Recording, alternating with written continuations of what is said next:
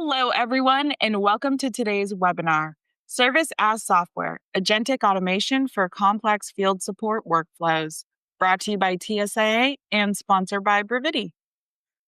I would now like to introduce our speakers, Roy Dockery, Senior Director, Field Services and Support Services Research for TSIA, and Paul Greenland, Chief Marketing Officer for Bruviti. As with all of our TSIA webinars, we do have a lot of exciting content to cover in the next 45 minutes. So let's jump right in and get started. Roy, over to you. Thank you, Vanessa, and thank you everybody for joining us today to dive into this topic. I just want to start out by saying, Paul, thank you for joining us today, and we're looking forward to having a discussion. How are you doing this morning? I'm great, Roy. Thanks very much. It's great to be here talking with you. Absolutely. And so just a quick look at our agenda. So what we're going to do is we're going to talk about some key challenges in field service to set the stage. But then I want to create an opportunity for us to have a discussion on what agentic AI really means for field service and how we can see it impact our workflows, improve our processes, and do that from the bottom up. And then if we have some time at the end, we'll definitely take some questions for Q&A as well. So to jump right in, when we look at our industry challenges across our membership from what we're seeing in the industry, different events and advisory boards, there are 5 key things that we see that kind of pop to the top for all organizations, right? Everyone's trying to innovate their service offers and monetize either remote support or leveraging AI. Every organization is trying to optimize cost and basically drive more value through each technician, whether that's internal or external, first party or third party. We're looking at service supply chain enhancements when it comes to logistics, trying to minimize and reduce the amount of overnight shipments we have. And then we're trying to leverage strategic partners, whether that's expanding third-party networks or even starting to leverage freelance and gig economy workers. And then, of course, it's the big egg of everyone's trying to figure out how to deploy AI for field services. So around that area, when we talk about deploying AI for field services, Paul, you all have some challenges when we look at that from a data perspective. So what do you see as the challenge when it comes to AI for field services or just organizations in general when they're trying to implement? Yeah, these are 3 that we see a lot, Roy. Starting with data, I mean, where does that not ever show up? But most enterprise data structures were designed to serve software apps, right? Things like ERP and FSM. And those systems work with clean, structured inputs. But here's what causes the challenge. AI requires data to include context, the map of how things in the data connect to each other. And it follows that map to do reasoning. And without that map, it starts to guess the answer. And so Yeah. that's where things tend to start to fall over, right? And we'll come on to how to address some of these challenges. The second thing here is like disappointing pilots, and that seems to be like a hot topic at the moment. But one of the big ones there is that pilots are just often rushed, right? They're launched too quickly under pressure to say, hey, we got an AI solution out there. But, in that case, the pilot just becomes an exercise for its own sake, and its Yeah. output is very brittle, right? It means that it falls over easily, or it just produces kind of general, unconvincing results. So, no one's going to deploy that. And that's in an true. And enterprise. before you go to your third point as well, Paul, what we've seen a lot of as well, and I talked about this at a few events this summer, is that because of that, because the scope is so big, you're not really even aligning the problem to the use case, right? It's like someone presents a use case and it seems like it might fit, but if the use case is too general, if it's not specific to your workflow, then when you try to roll it out, it doesn't genuinely solve that problem as well. So to your point, that is a very That's key topic right now as well. that's exactly right. That's exactly right. And then, on the last one here, I would call this like disconnected execution. The last miles where nice concepts meet the messy real world, especially Yeah. in field service. And so, AI produces a nice answer that's elegant, but without a defined way to turn that answer into a next action, across different systems and teams, there's no way to get a tangible result. So, instead of outcomes that are measurable, it looks useful, but you can't work out like where's the value Yeah. here.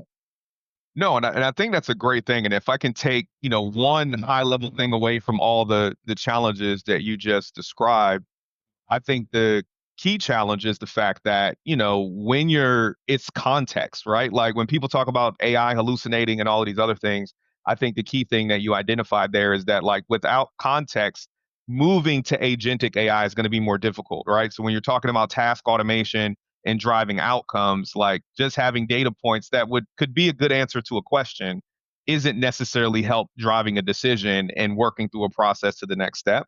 So that's interesting. And so we're gonna get into this, and so I'm gonna let you kind of even educate me from this perspective as an expert at Bruviti from an agentic AI platform aspect. If we're talking about AI, agentic AI for field service, if we're going kind of one on one and then building from there, I kind of want you to dig into this for me and just let me know what you see from an AI agency perspective.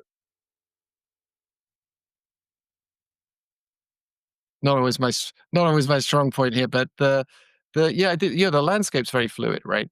Fast moving. So this is just a level set on the levels of agency. So at low agency, you have bots, and bots execute predefined rules-based tasks. They have predictable outcomes. So things like data classification, conditional routing, those type of things. Yeah, In the middle level of it, and I think we're all familiar with bots, probably. In the middle level, you got co-pilots, and co-pilots retrieve data from relevant sources, and then they assist users by orchestrating these multi-step processes across systems and rules, and they surface potential resolutions. So I think a good example here would be something like a decision support for field techs. yeah, That's kind of working with a human in partnership. And then at the high level, we get into autonomous systems. And like you said earlier, there's context is key here, right? These are significantly different because instead of starting with a process, they start with an outcome, and then they reason dynamically to build a process that reaches the goal. And so this is really what's called agentic, right? The human is a reviewer or controller, but the system is orchestrating autonomously. So I think one of the ways to think about this, I kind of like cute way to think about it, if you like, is it's an inversion. Agentic is an inversion from software delivered as a service, SaaS. yeah. The inversion is service delivered as a software, and in this case, the software being the autonomous agent.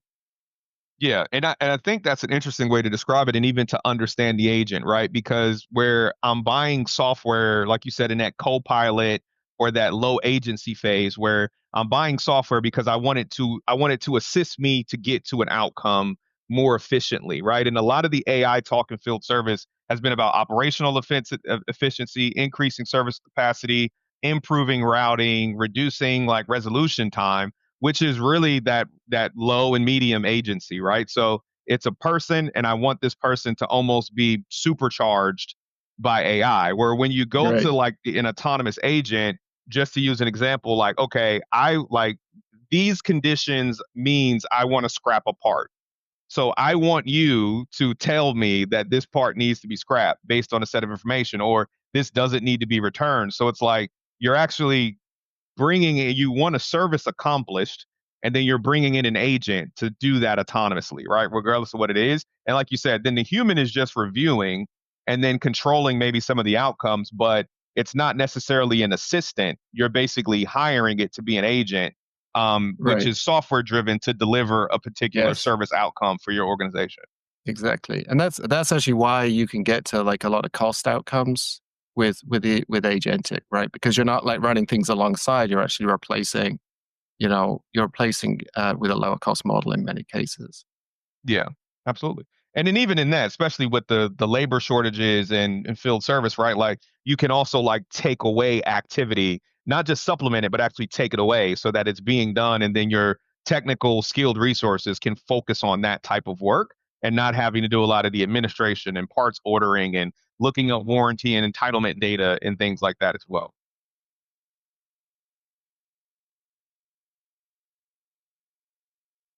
Just kind of continuing on our landscape, this is a view by three levels of AI coverage, and this is good because it informs where AI is applied. So you have a general level AI. I think we're probably all using that right now, right? It's Yeah, broad, designed for everyday use, but it lacks depth in any one domain, right? It's yeah, it's everything for everyone. you get vertical AI that's tuned to a specific function. So, like such as field service or customer service, or other functions in the service supply chain. And so, vertical AI delivers depth inside that function, but it's vertical. It doesn't extend outside. It doesn't extend upstream or downstream. And then specialized AI focuses really just on one single job to be done. So delivering one workflow end to end, one outcome.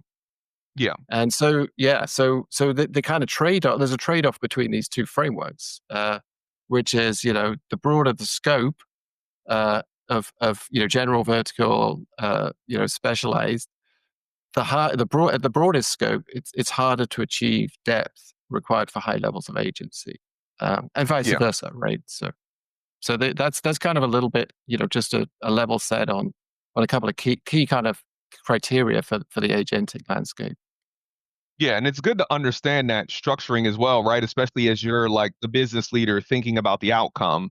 So it's like, okay, what do I really need here? If it's just a general answer that I need from a knowledge base, that can Exactly. be more Yeah. vertical. But if I'm trying to like, I guess your point is the more context that's required to deliver an outcome, it has to be a little bit more specialized, right? To be Exactly. able to get that in the Exactly. end, in the way that that's structured. So when you Yeah, like, so when it's we, really the yeah, right tool for the job, right? Pick the right tool for the job. Don't this is back to some of the challenges. You take something very general and expect a really detailed answer. It's not going to happen. yeah. Okay. And so we'll go switch here. So when we look at AI workflows and like what do you actually need? So we're talking about some of this context stuff. Like what's some of the additional things that's needed to really have like an agentic AI workflow? Yeah, I guess we sort of for a workflow AI, right? Is that like we said, you take a very specialized, and then you go very deep within that. And so that has specific needs. And I think, on our theme of context, it's all about context, right? Yeah. So the way we think about like what you need is broken down into three layers: data, logic, and action. So at the data layer, AI models need more than access to data. They need to understand the different entities in the data, how they relate, and that is the context, right, required Yeah. to make reasoning happen, right? So think of a service call, like a failure code on its own doesn't tell you much. You can pull that data, but in context, tied to the asset, its service history, maybe like warranty terms, associated parts, etc., that code becomes actionable. And so creating that context is done through something called an ontology. And so an ontology creates a relational map of the data, and it is applied to the data and to the service data. So with that ontology, as well as the data, AI models can follow the relationships and reason across, actually not just within the data, but across different domains of data. So they can connect things like service data, warranty data, inventory data. So that's the end-to-end piece coming in, that's enabled by an ontology.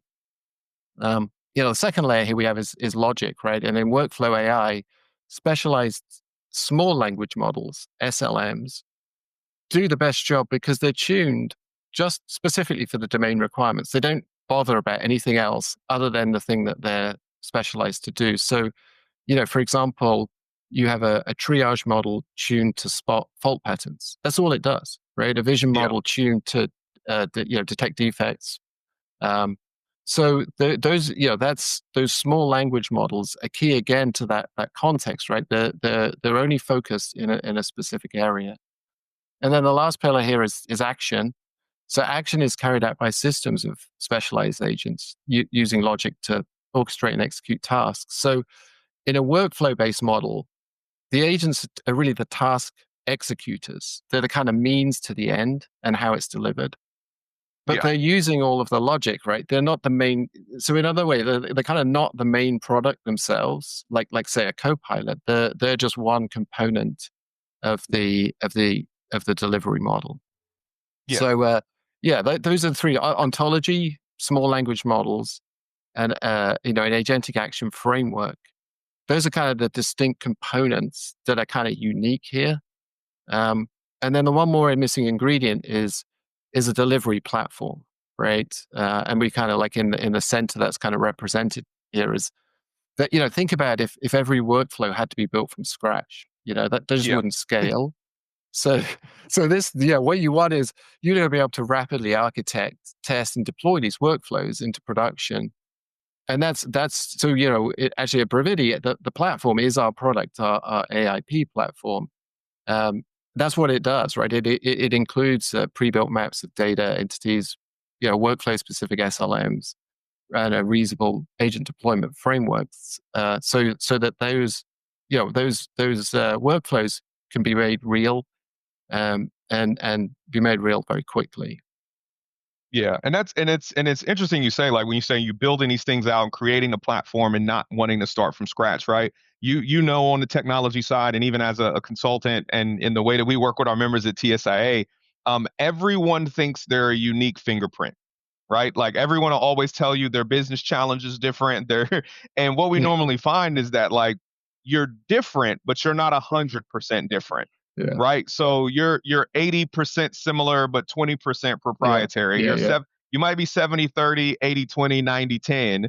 But I love what you're saying is that because when you're building like workflow specific SLMs and the way that data is being analyzed and the way that you carry out certain workflows, yeah, like your data may be different, your troubleshooting charts may be different, your metrics may be different, your policies may even be different. But if all of those are built into agents, all I have to do is feed your version of data into that policy, that policy small language model, or and then built in that ontology is already there to say that the policy drives the entitlement drives the SLA, and so, yeah, so your SLAs can be different, but you all have SLAs. Your entitlements can be different, but you all have entitlements.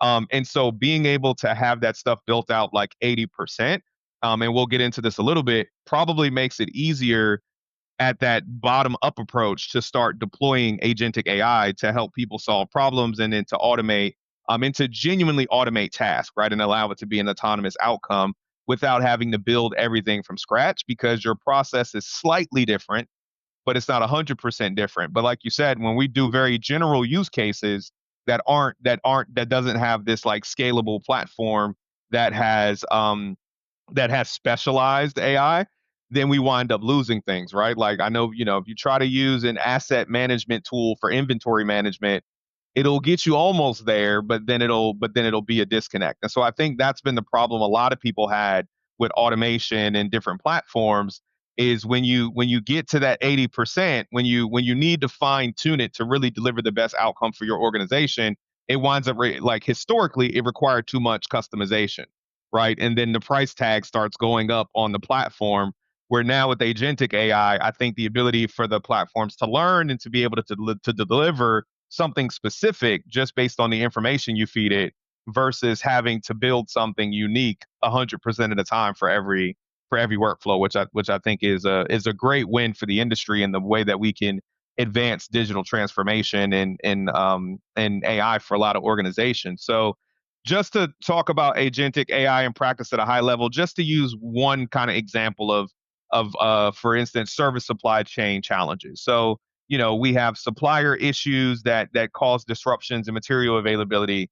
There's gaps in inventory visibility because you've got one system measuring your warehouse, you've got another system that provides you visibility in the trunk stock, you've got customer consignment, and a lot of times those things are spread out across different systems.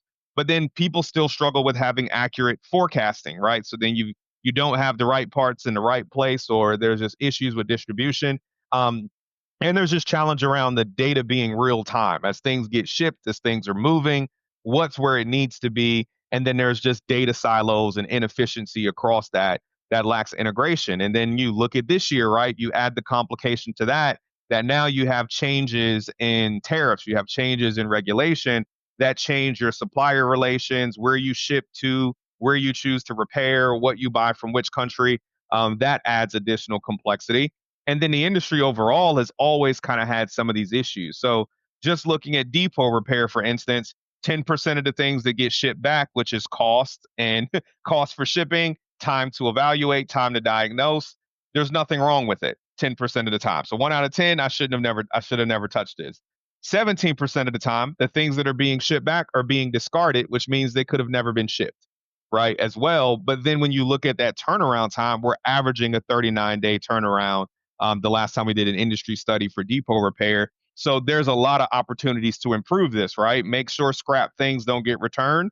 Make sure we have better ways of identifying that equipment doesn't actually have a problem and being able to diagnose that ahead of time and reducing that overall turnaround time.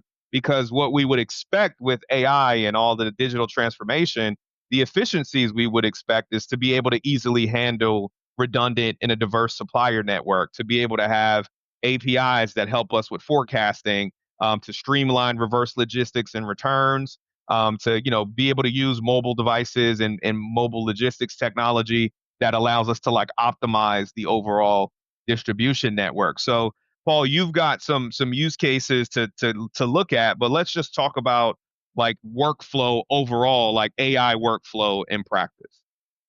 Yeah, and I think this one's a good. I think this is a good example of how workflow cuts across multiple domains in the service supply chain, and that's why I think it's powerful, right? As we've been saying, in our context theme. So this first use case is a critical failure analysis of data center storage components. So when a field tech replaces a failed hard disk drive, it's shipped back to a central hub, and then microscopy scans are done, and the results pass to downstream to customer service, procurement, engineering, and so on for next steps. So on average, the sort of before state here, the case takes more than 24 hours to resolve, right? Because skilled technicians have to review the microscopy images coming from techniques like SEM, scanning electron, and atomic force microscopy. They also have to then compare those images against control and access data from PLM systems, defect databases, even spreadsheets to make those visual checks. So that's kind of the current workflow. It is, there's sort of labor intensive, but also it spans, multiple. It's not just isolated to field service. It's kind of across, the install base. There's a warranty component, and obviously, records from initial, help desk calls and things like remote support. Yeah. Okay. So to take a kind of step into the failure analysis, what Yeah. what do we So to go into the the blueprint a detailing, bit I'm just here? going to try and not like get in the weeds. So you got to keep me out of the weeds. But yeah, how do we deliver a solution here? Well, there's two phases. First one is to create a workflow blueprint. Um, so in our model, we actually deploy forward deployed software engineers or Yeah. FDSEs, and they embed with customer teams to really go deep and deliver two things at this stage. The first one is the proof of the concept, right? So what they do is they define the workflow, the business case for automation. They quantify the effort versus the impact, and then work on expected savings, return on investment, and make sure that those things are attributable for measurement of outcome. So um, so that's a sort of the first part, and that's kind of on the left of the slide here. Yeah. Um, the other outcome is a technical outcome, right? Which is the solution architecture map, the required components, technical dependencies, the data systems, and what would be required to set up, model training. So that's kind of that's what that all yielded.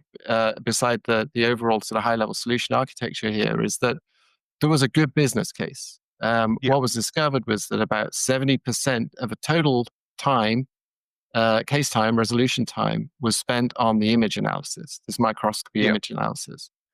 And it was also discovered that about 90% of that, at least 90% of that out of the gate would be addressable to agentic automation. So that blueprint, did two things, right? It provided that operational model and clarity, but it also, provided then the means to then go very, very quickly into solution deployment.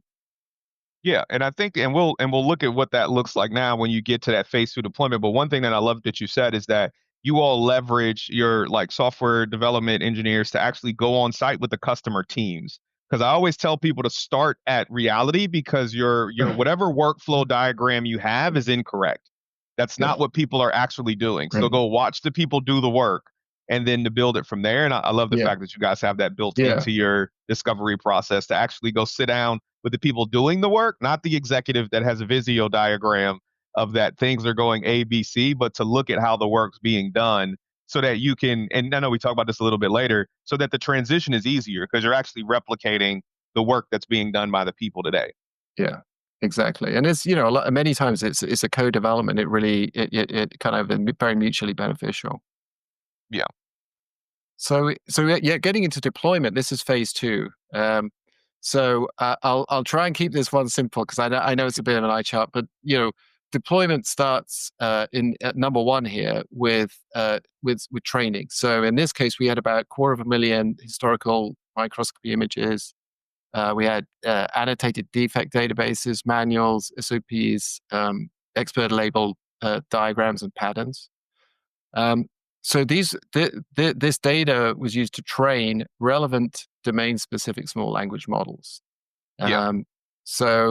We had what was part of the solution architecture. So what was going to be needed would be a pattern recognition model, anomaly detection, and computer vision models to complete the workflow.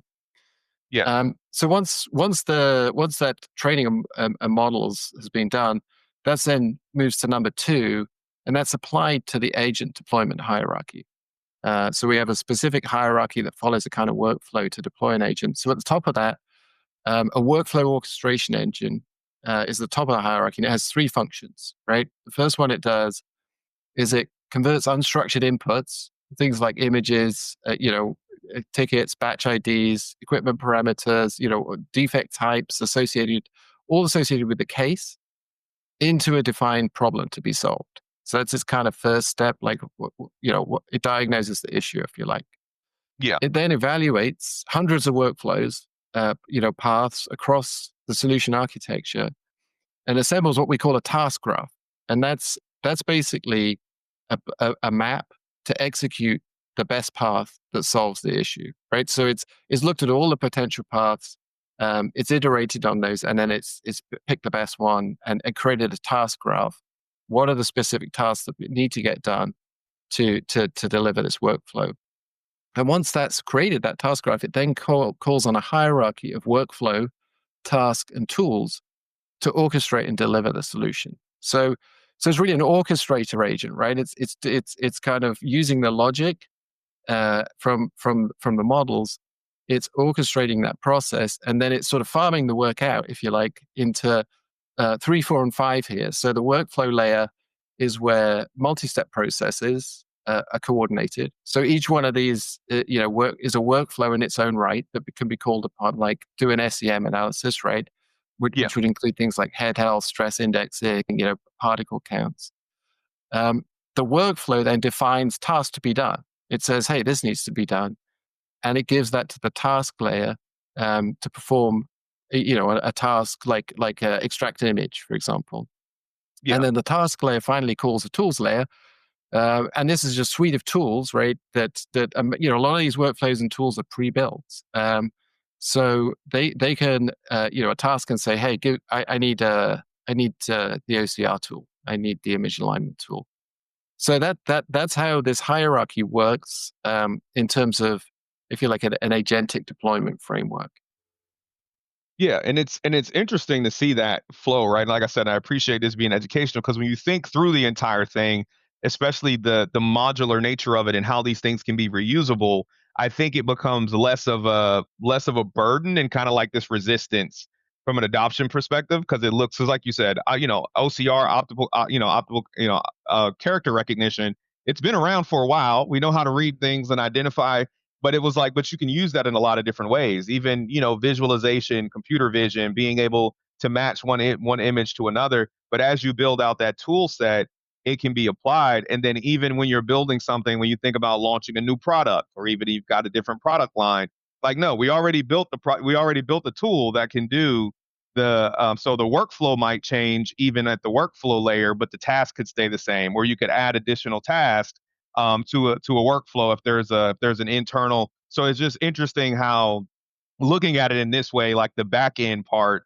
lets you know that the Yeah. things that you build are creating more efficacy for your overall workflow. And then as you start to iterate and improve, those things can be used for other things as well, which I think is really cool to look at it, especially from a bottom up approach of being able to get down to what tools do we need to use to resolve it, and then the tasks that drive those tools, and then the entire architecture. But like you said, that orchestration layer to me, I just picture the conductor, kind of like you do this, you I do guess that, so, you do yeah, it, yeah, you do that. So I even love the term yeah, orchestration because it's yeah. like conducting the workflow and then Right, down through like how do you drive harmony for the outcome, and then looking right, through the layers, looking at the task and the tool. So like everything's being used to yeah, help you get that outcome yeah, once you train the data through the small language models to know what workflow it's going to go through, what task, and then what tools it'll yeah, execute, which is really cool. And I know you have an example here.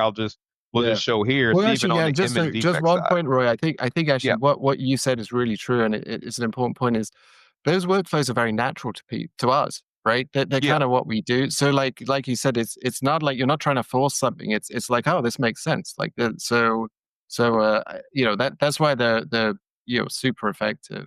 Um, yeah, yeah, I mean this doesn't have a UI like most agentic solutions, right? This is this is actually a kind of shot from the observability dashboard for the agent. yeah, So that's used to inspect the agent and track its results and monitor it. But what it's doing is it's taking a control image. It's taking an image with a failed drive, and then it's categorizing that against different types of failure categories. Um, what happens? I mean, so besides this was previously done by humans, right? What the yeah, agent also does is the type of failure informs the agent logic for what to do next. Like you mentioned earlier, like should I return, scrap, or repair? yeah, But it also informs this from an orchestration point of view. Who needs to be in the loop here, right? Because a good example is surface morphology failures are often due to a manufacturing defect, right?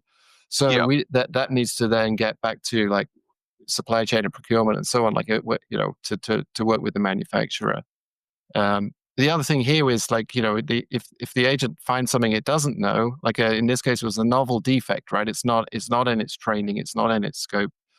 It will flag that and send that to a tech for review. But all of that's closed loop. So next time it won't be a novel defect to it anymore. yeah. Um, And just with this, like what kind of impact or like automation would an organization see, or did an organization see just for applying this that's running in the background, doing this control image kind of correlation for these hard drive failures? yeah, it's pretty significant actually. I mean, the resolution time dropped almost 10x.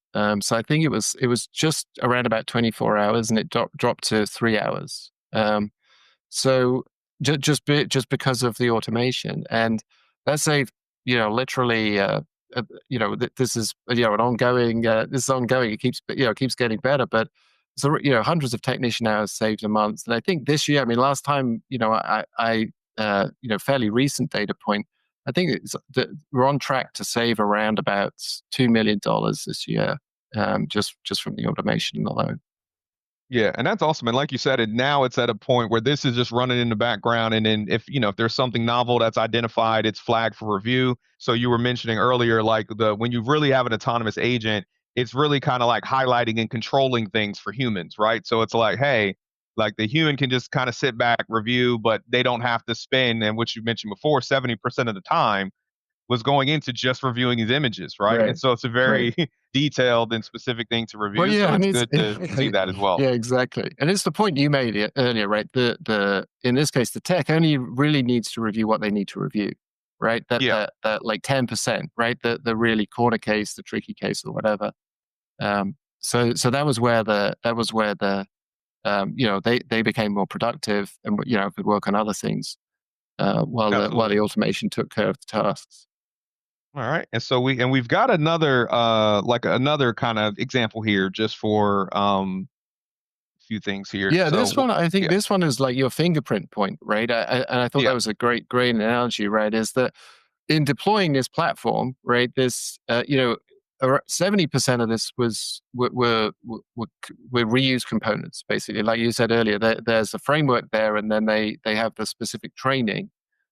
So only 30% of this, which was a lot of around the microscopy mostly, was Yeah. that's very deep. That 30% of this was custom kind of built, and the rest of it was reused from the platform architecture. Yeah, Um, and no, that's great, and so I think you said it. It reinforces that point, right? Like it's everything is in Snowflake. Like a lot of this stuff is common, but like you said, the custom components is what needs to get down to the specific application. But even just from within the library for something that specific and detailed as microscopy, right? It only needed to be customized 30%, and everything else yeah, was a tool or a model that was already pattern recognition, anomaly, computer vision are things that are already there. You just have to apply it to your specific technology. right, right. Yeah, and I think the other thing that's really, what this does, and especially in a landscape that's moving so fast, right? You gotta Yeah, every got to be doing something every week, half the time. Well, it frees up time to put new ideas and innovation into production, right? So there's much more time to kind of go and test and learn a little bit here, yeah, which is because we're on the you're on the frontier of some things here. There's just a lot of things that aren't known. The only way to find them is to be able to rapidly put them in production and then learn from them. But that's where advantage comes from as well. So this really that's been an outcome that we've started to see is that that rapid development cycle, but it inspires new ideas and innovation. absolutely. And like you said, to that point, like this, when you use a platform properly, what it does is it frees up your experts to be experts, right? And then Yep. to be able to leverage that subject matter expertise. So we've got another one here, and I know you've got a video to display this as well. So Yeah. let's cue Yeah. this up and just let us know what we're going to be seeing with the way Yeah. that Sure. you've got an agent working on this as well. Yeah, so this is a similar blueprint. The use case here is case resolution for parts, inquiries, and orders. Yeah, Um, so the case here was that support desks are handling per day thousands of routine email inquiries about part pricing, availability, returns, order tracking, that sort of nature of things. Um, this was inbound from email, but these emails they sit in a queue while support staff kind of come to that queue periodically and pick a case and then go work it. yeah, And they have to work that pretty manually across the desktop, ERP system, web-based order product portals, that type of thing, and a lot of homegrown tools thrown into the mix. So what it ended up happening was that the handle time took at least 15 to 20 minutes per case. But overall turnaround time was not good because support staff were only coming periodically to the queue. They okay. weren't Yeah, it dealing with the wasn't case all in their own day. time. Yeah, Yeah. So like that there was but it was a very inefficient process. But it's not that they hadn't been trying to fix before, right? I mean, this is the thing, and you've been talking. These are like some of these problems. It's not like magic, right? It's yeah. just that there were so many legacy systems. You didn't have APIs. It's just like it wasn't fixable in the past. Yeah. Um, and So that's we're gonna let you voice over here. So let's take a look at the video here and see yeah, sure. how you're addressing this with an agent. Yeah. Yeah, so the solution architecture here was created to have agents basically act like a human because of these systems that didn't have APIs. So the agent uses vision to mimic how a human interacts with desktops and browsers and so on. And what you're seeing is not a UI again, but it's a screen recording of the virtual desktop that the agent's operating in that kind of human-like way. Yeah. So what the agent watches in the inbox, it visually looks at the screen using Vision AI.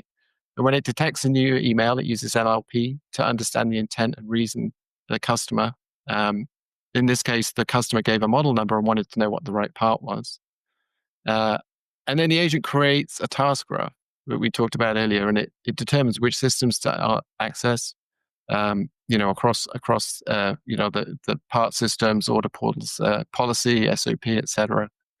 And once it's figured out the associated parts of the model, and this is what it's doing right here, is it accesses, in this case, the homegrown parts portal, and it searches for the correct part.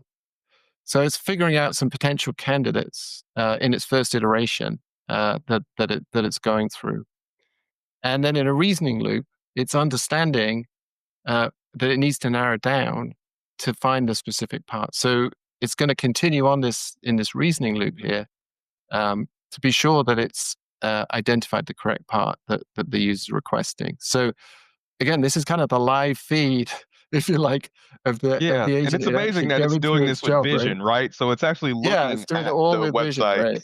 Yeah. Yeah. So, but that was the kind of breakthrough for it, was that we did, it had to be done with vision, right? That there was no other way due to Yeah, the especially when system's you're jumping limitation. across systems to different websites because you can't That's right. program it. So you're literally allowing it to just Yeah. almost shop like a person and go Yeah. through different websites. Exactly. Exactly. So it also identifies subsidiary parts here. And then it finally verified price, availability. It validated in different browsers, and now it composed an email. Um, Again, using NLP trained on prior communications and operating standards. So, so the customer experience is consistent with what would be done by one of the support techs if they've dealt with it. Yeah, and that's amazing. And so in that as well, when you had some loops in there. When we talk about like the evaluation, we always talk about accuracy with AI and with agentic AI. So can you speak to here, like what are some of the things that you all are doing to kind of even look at that and kind of evaluate to drive like give Yeah. customers assurance that the AI is doing what or the agent is doing what you expect it to be doing? Yeah, thanks for making sure we got to this, because evaluation evals is we have a fourth pillar. We had data, logic, action, but the fourth pillar is assurance, right? Yeah. And so this has to be built in through. It's continuous evaluation is what eval stands for. So every generated workflow is tested, measured, and evaluated by a native framework. So within the platform, there's a native evaluation framework. So this flags any anomalies, but at the end of the day, it's ensuring that the reliability and trust and compliance happens across all of the deployments. So you can see like some of the evaluation metrics here that it's looking at, and these are again defined in that blueprinting process. Yeah, and that's good, and it's all of them are it's accuracy. Some of them are time, some of them are quality, which is amazing to have like a dynamic kind of scorecard around that evaluation, so that you've got ways that you're checking your different models and even the efficiency of some of the tools that are driving the overall the platform performance of what the agent's doing across those different layers, the 5 layers that we discussed earlier as well. And Exactly. so, and we're running close to time here, so just from an enterprise perspective to kind of to finish this out, like what you want to share here about how Yeah. organizations can kind of start building their own AI factories? Yeah, exactly. Yeah, I mean, yeah, I think an AI factory is something we all got to think about if you're working in an enterprise, right? Because this is your property. You don't want to outsource this, right? So I think really what I would say here is this: it is a critical consideration in when you're evaluating AI approaches, like we went through the landscape, and then the types of solutions out there, right? So I would say our guiding principle is that AI should be brought to the data and not the other way around.